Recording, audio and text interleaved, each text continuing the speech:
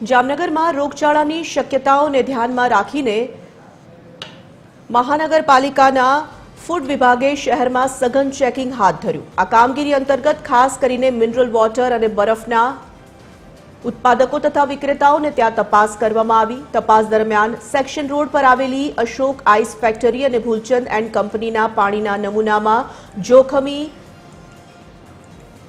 Bacteria મળી આવ્યા હતા। લોકોના સ્વાસ્થ્ય સાથે ચેડા થતા અટકાવવા માટે તંત્રએ આ બંને એકમોના ઉત્પાદન અને વેચાણ તાત્કાલિક અસરથી સ્થગિત કરી દીધા છે।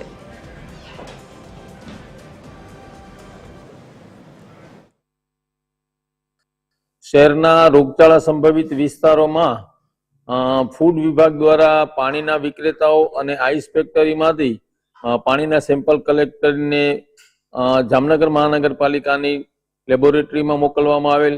જે પૈકી મળેલ રિઝલ્ટમાંથી સરૂ સેક્શન એમપી શાહ ઉદ્યોગનગરમાં આવેલ અશોક આઈસ ફેક્ટરી અને ભૂલચંદ એન્ડ કંપની આ બંને આઈસ ફેક્ટરીના પાણીના રિપોર્ટમાં ઈ કોલાઈ બેક્ટેરિયાની હાજરી જોવા મળતા આજ રોજ અમે આ બંને ફેક્ટરીને વેચાણ અને ઉત્પાદન સ્થગિત કરાવી દીધેલ છે।